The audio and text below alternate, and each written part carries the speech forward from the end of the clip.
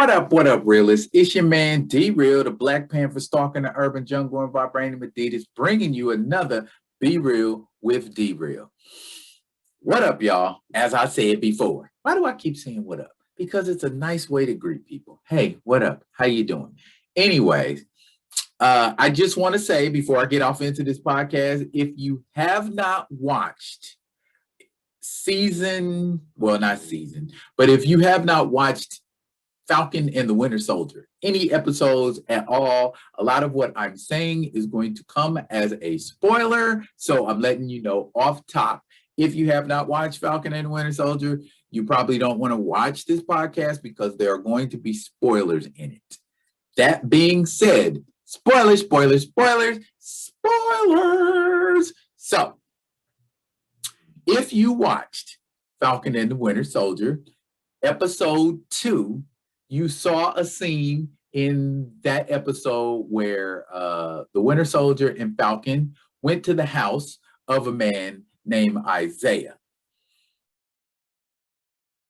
And a teenager answered the door, and at first he was reluctant to let them in, but then he did let them in. And when they spoke to Isaiah, Isaiah didn't have nice things to say at all to the Winter Soldier and had both him and Falcon get the hell out of his house. So for those of you who do not know what that scene was all about and why that man was so bent out of shape at the presence of the Winter Soldier, you got me here to break all of that down to you. Here we go. First of all, the individual in that home, his name was Isaiah Bradley. And Isaiah Bradley isn't just any old super soldier. Isaiah Bradley is the super soldier. What do I mean by that? Have you ever asked yourself, how did the scientists and all of those people who came up or had a role to play in the creation of the super soldier serum, how did they know that the super soldier serum was going to work? Experimentation, test subjects. So where do you think these test subjects who are magically going to test out the super soldier serum? Well, in about 2003, the legend of Captain America was retconned. It was retconned in a manner that, quite honestly, makes a whole lot of sense. How will we find out if the super soldier serum works? We're going to test it. And we're not going to test it on our infantrymen. We're going to test it on African-American infantrymen. Oh my goodness. Tuskegee experiments, anyone? Yes, absolutely. In 2003, as I said, a 7-issue miniseries came out from Marvel called Truth, Red, White, and Black.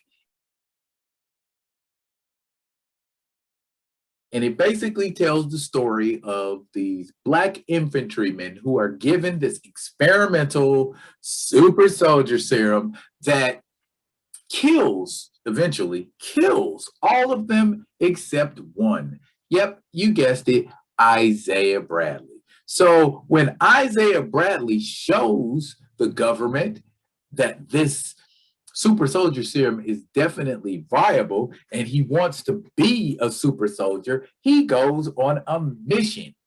And for that mission, he's compensated for by, well, the same way that African Americans in the United States are often compensated for not being compensated for. And eventually his actions wound him up in jail for a little while, or should I say his inaction more specifically. But the bottom line, after Isaiah Bradley finishes doing his sentence, he disappears. He goes into obscurity. At least that's what it looks like to the layman, but to those of us who are in the know, and my people know how we can keep a secret very, very well, even one of that scale. And ultimately, Isaiah Bradley is he becomes an urban legend. I guess that's the best way to describe it. And in certain issues, when the Steve Rogers Captain America finds out about, because in the comics he finds out about the experimental Captain America, and he seeks him out, and he goes to him and apologizes on behalf of the government, and then they take pictures, and his picture of Captain America goes up along with his pictures of Malcolm X and Will Chamberlain and Richard Pryor and all of the historical African American celebrities and icons that are really people who should be taking pictures or who are actually in the know. But it goes a long way to explain how treacherous and backstabbing the government can be, even in comics.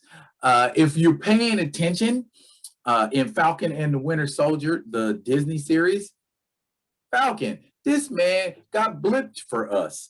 This man fought aliens for us, and he can't even get a loan for a house. Think about that one for a second. The man can't even get a loan for a house, or, well, I'm sorry, it wasn't a house, but it was a loan to pay for his boat. One of the men who helped save the universe can't even get a loan. I bet if his name was Steve Rogers, he'd be able to get a loan. And that's kind of what that situation is about in episode 2 of Falcon and the Winter Soldier. He in at least in the MCU version of Isaiah Bradley, he's fought with the Winter Soldier when the Winter Soldier was still bad Winter Soldier, and he made reference to ripping his arm off or tearing his arm off, and he said the only reason he let him into his home was to see if he'd gotten that arm back. Kind of ironic that the man who the Black Captain America ripped his robotic arm off had that self-same robotic arm replaced by Wakandans. Go figure. Lucky white wolf. But this is the meaning behind the heated statements that Isaiah Bradley was making in that episode of Falcon and the Winter Soldier. And as that story continues to develop, I am pretty sure that Marvel is going to make that a little bit wider open, and they're going to explain their version of it. But bottom line, you're going to get something similar to Isaiah Bradley used to be a Captain America, and the government decided they wanted a white Captain America and not a black one. And so they just kind of swept Brother Bradley to the side. And what a lot of people also don't know about Isaiah Bradley is that the super soldier serum in his blood carried down to his children, and his son and his grandson both have the super soldier serum in their blood. And so they, in effect, are generational super soldiers. Josiah, his son, and Elijah, his grandson, both go on to do great Captain America-ish things.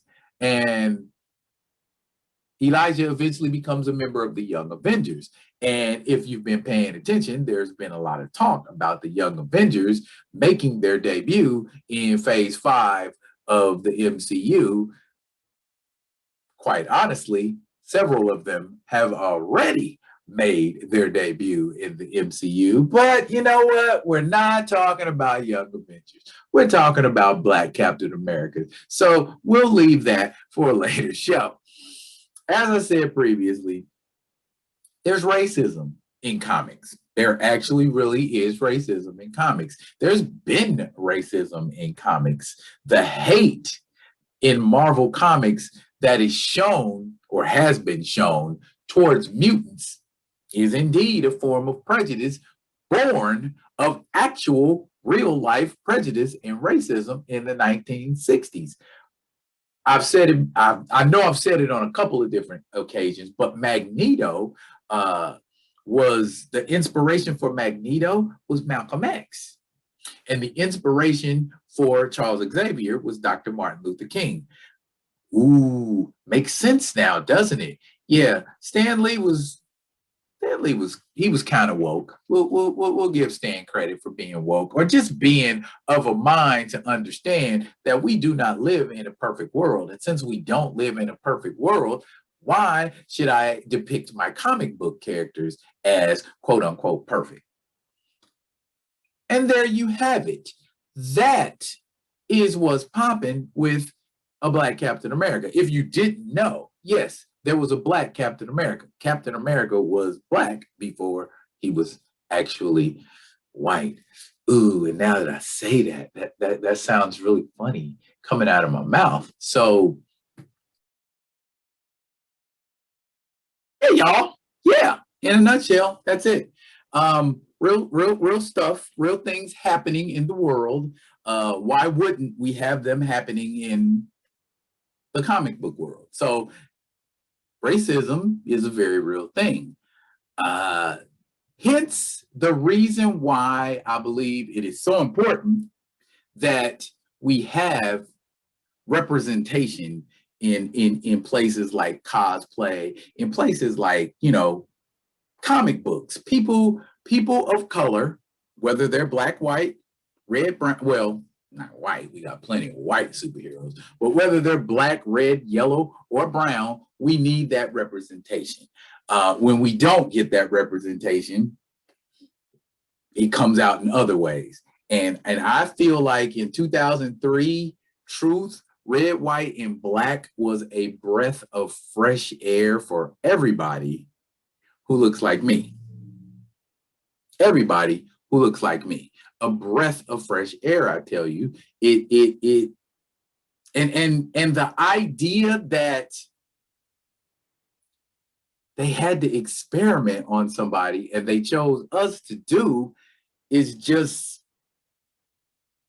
to me, it's not shocking, but it is quite interesting that people understand, and it gives you a whole lot of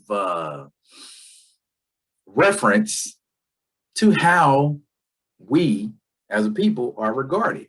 But I don't want to get into any geopolitical conversations either. That too is another show. Black Captain America is a real thing. He exists. If you want the full story, you could probably go to Marvel's website and pull the comic up digitally. It's called Truth, Red, White, and Black. 7-issue series. Very good series. Very good read. Eye-opener. It's got everything that you would expect. Racist soldiers. Experimentation that's just horrendous. And it's even hard to look at in comics, So if you want to get that full story, again, as I said, it's called Truth, Red, White, and Black. If you're still a purist, you could probably go to your local comic store and they probably still have it or can point you to where you can get it. Also, if you're not and you just do digital comics, you have that option too. So, Black Captain America, once again, throw up a little stuff for your pleasure, for you to peruse and view. But this has been Be Real with D-Real, and I will be back with another interesting, informative topic. And until then, y'all be good. Be good to each other.